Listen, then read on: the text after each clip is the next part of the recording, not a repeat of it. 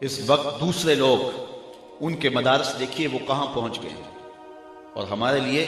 ایک مدرسے کا بجٹ سال کا وہ ایک مسئلہ ہوا ہوتا ہے۔ تو اس لیے ہمیں اس کلچر کو تبدیل کرنا ہوگا اور مدارس دینیہ کی طرف اپنی توجہ کرنا ہوگی۔ ان بے عمل پیروں سے بھی جان چھڑا لو، ہاتھ جوڑ کے ان کو کہو ہمیں معافی دو، ہمارے مسلک کو بڑا لوٹ لیا تم نے، تمہاری 6 نسلیں کھا سکتی ہیں جتنا تم نے لوٹا ہے، اب ہماری جان چھوڑ دو، ہمیں مدارس کھڑے کرنے دو، ہمارا مسلک لٹ رہا ہے، ہمارے گھر کو آگ لگی ہوئی، اب ہماری جان چھوڑ دو اور ہمیں اپنے مدارس دینیہ کھڑے کر دو۔ ہمیں اگر آپ نے پیر بنانا ہے تو کسی عالم دین کو بنائیں، اس کو جو آپ نذرانہ دیں گے اس کی وہ کتاب خریدے گا اور رسول اللہ کے دین کے مسئلے بتائے گا، اور جن کو آپ نذرانے دے رہے ہو وہ اس سے کتے خریدتے ہیں اور کتے لڑاتے ہیں۔ ان لوگوں سے جان چھڑاؤ، ان علماء کے قدم چومو جو مسجد تدریس پہ بیٹھتے ہیں تو شام تک رسول اللہ کی حدیثیں سناتے ہیں، اور جب ہمارے اسلاف نے، ہمارے بزرگوں نے ان کی قدر دانی کی تھی تو دین سر بلند تھا۔ اور دوسری جانب ایک شخص جس کی شکل بھی رسول اللہ صلی اللہ علیہ وآلہ وسلم کی سنت کی مطابقت میں نہیں ہے، بیوٹی پارلر سے تیار ہو کے اپنی بھابھی کا دوپٹہ باندھ کے آ گیا ہے، اور وہ اسٹیج کے اوپر شریعت سے بغاوت سکھا رہا ہے، کبھی جنت کا مذاق اڑا رہا ہے، کبھی دوزخ کا مذاق اڑا رہا ہے، اور آپ اس کے اوپر یوں بے دردی کے ساتھ نوٹ پھینک رہے ہیں، اور 2-2 3-3 لاکھ روپے ایک رات کے وہ اکٹھے کر کے تمہارے وسائل نچوڑ کے لے جا رہا ہے، اور تمہیں دے کیا رہا ہے؟ بدعملی کا سبق، ہرے تو کیڑی جنت دا کرنا ہے تذکرہ، یہ ہمارے اسٹیج میں پڑھا جاتا ہے، اور لوگ اس پہ جو ہے وہ نوٹ پھینک رہے ہوتے ہیں۔ میں نے کہا صاحب اسی جنت کا تذکرہ جس جنت کے لیے حضور ہاتھ پھیلا کے دعائیں مانگتے تھے، اسی جنت کا تذکرہ جس کے لیے میرے حضور نے فرمایا رب سے مانگو تو جنت الفردوس مانگو۔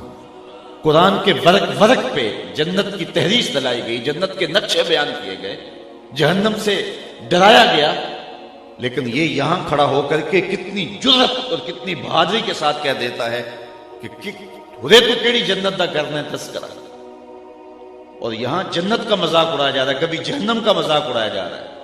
مجھے دیکھ کے جہنم کو آئے پسینہ، ہمارے استاد تھے فرمایا کرتے تھے آج تیرے منہ میں طوطی بولتا ہے، جو کہنا ہے کہہ لے، یہ تو قیامت کے دن پتہ چلے گا پسینہ کس کو آتا ہے۔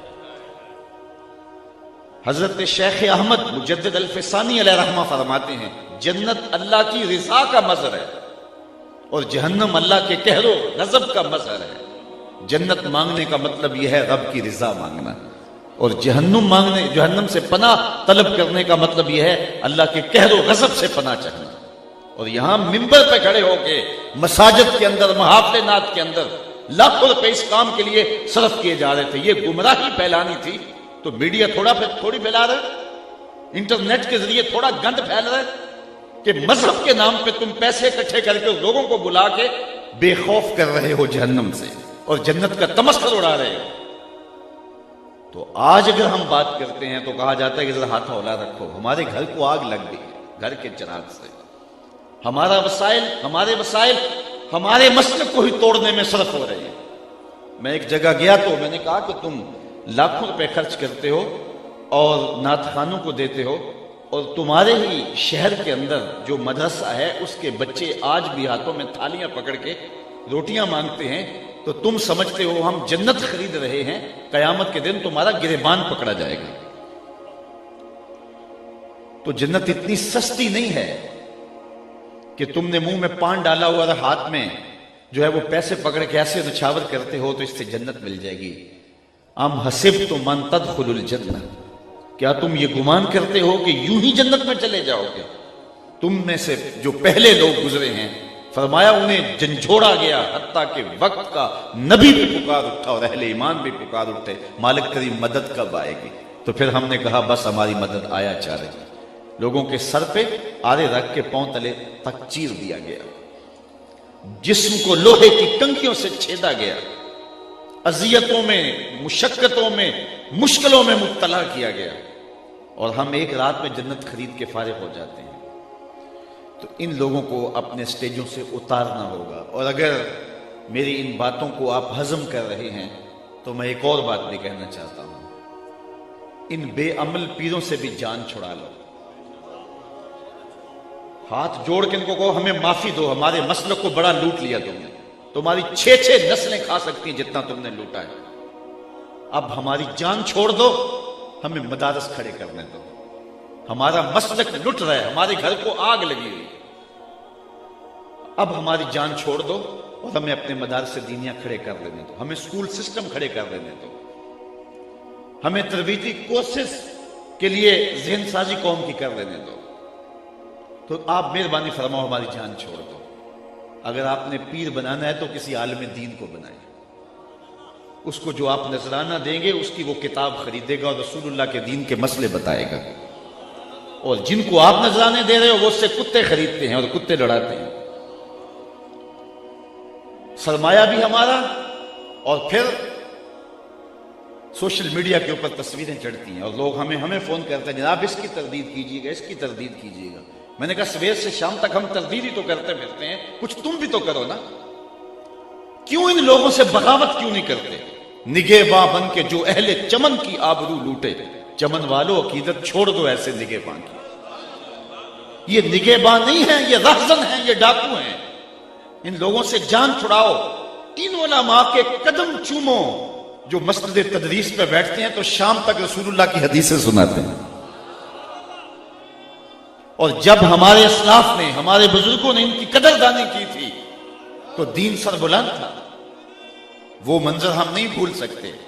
کہ حضرت میر عبد الحکیم سیالکوٹی علیہ رحمہ جب مطالعہ کرنے بیٹھتے ہیں تو بادشاہ وقت کی جانب سے ایک وہاں خادم مقرر ہے جو کچے برتن کے اندر بادام روغن ڈال کر کے آپ کے قدموں میں رکھتا ہے، اور تاکہ آپ کے قدم اس بادام روغن کے اندر بھیگے رہیں اور آپ کے دماغ کو تراوت پہنچتی رہے،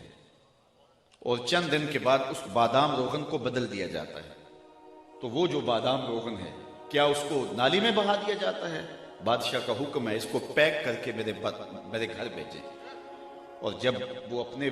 بیٹوں کو کھانے پر بٹھاتا ہے تو وہ بادام روغن آگے رکھتا ہے، اس کو کھاؤ، اس نے ایک عالم کے قدم چومے ہوئے۔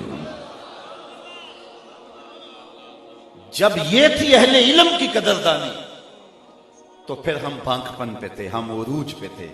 پھر فتاوی عالمگیری لکھی گئی، اور آج ہم نے، مجھے معاف کیجئے،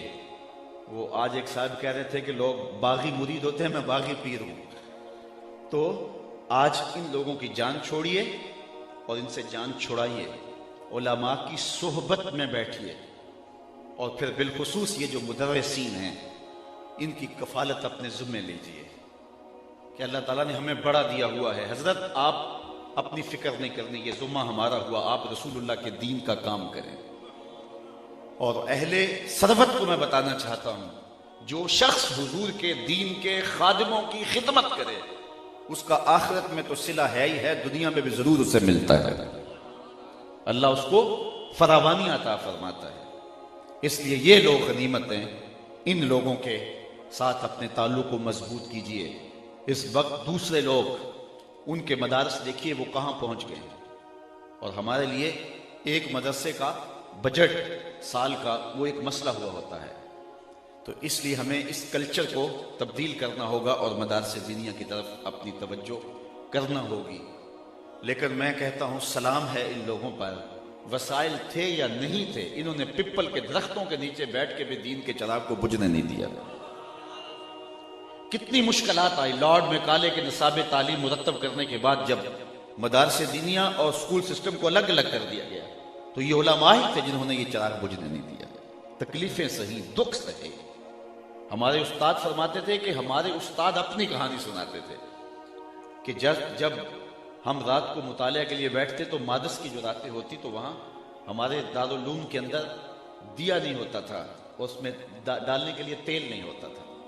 بلکہ لاہور وزیر خاں مسجد کے اندر جو گیس جلتا تھا، اساتذہ بھی اس کی روشنی میں بیٹھ کے مطالعہ کرتے تھے اور شاگرد بھی اسی کی روشنی میں بیٹھ کے مطالعہ کرتے، اور وہ بھی 11 بجے بجھا دیا جاتا تھا۔ اور وہ اپنے مدرسے کی بات کرتے ہیں، وہاں وہ دیا بھی اور گیس بھی نہیں ہوتا تھا، یہ تو لاہور کا مدرسہ تھا، لیکن ہمارا جو ہے وہ کسی دیہات کا مدرسہ تھا اور فرماتے وہاں یہ بھی نہیں ہوتا تھا۔ پھر وہاں سڑکوں کے اوپر گڈ چلتے تھے جن کے پیچھے لالٹینیں بندی ہوا ہوتی تھی، اور ہم کتابیں لے کے ان کے پیچھے جھک جاتے تھے، کئی کئی میل تک پڑھتے جاتے تھے، اور جب واپس آتے تھے تو ادھر سے کوئی ایسی چیز نظر آ جاتی تو اس کے پیچھے ہم جھک جایا کرتے تھے۔ ان لوگوں نے کن مشقتوں میں دین کے چراغ کو روشن رکھا، اور یہ دیے بجھنے نہیں دیے۔ ان لوگوں قبروں پہ مزارات نہیں بنے، انہوں نے مدارس دینیاں کھڑے کیے، انہوں نے اپنی نسلیں نہیں پالی، انہوں نے شاگرد پالے۔ تو یہ لوگ غنیمت ہیں اور ان کا وجود غنیمت ہے۔ تو بہرحال میں جو آپ کے سامنے آیت کریمہ تلاوت کی، یہ میرا ایک درد تھا، اور گلی گلی اس وقت جو ہے وہ یہ درد پھیلا ہوا ہے، لیکن ہمیں عملی طور پہ پوری طرح کھڑا ہونا ہوگا اور اپنے اندر مسئلے کے اندر تطہیر کے عمل کو شروع کرنا ہوگا۔ اور اسی طرح لوگ مڑے ان لوگوں سے،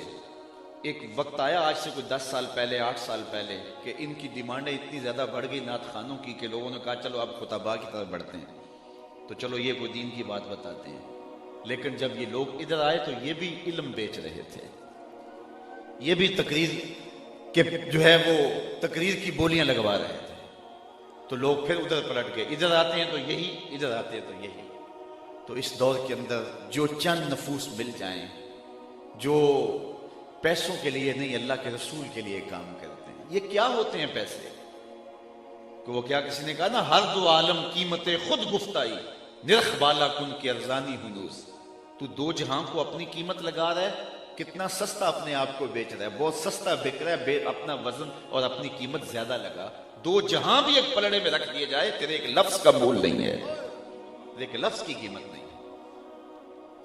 تو اللہ تعالیٰ ان آستانوں کو، یہ حقیقی آستانے ہیں، باقی تو آس اتر گئی ہے، تانے رہ گئے ہیں۔ جو آستانے ہیں یہ ہیں جہاں علم کا نور بانٹا جاتا ہے اور لوگوں کی علمی پیاس بجھائی جاتی ہے۔ اللہ تعالیٰ ان کو قیامت تک آباد رکھے۔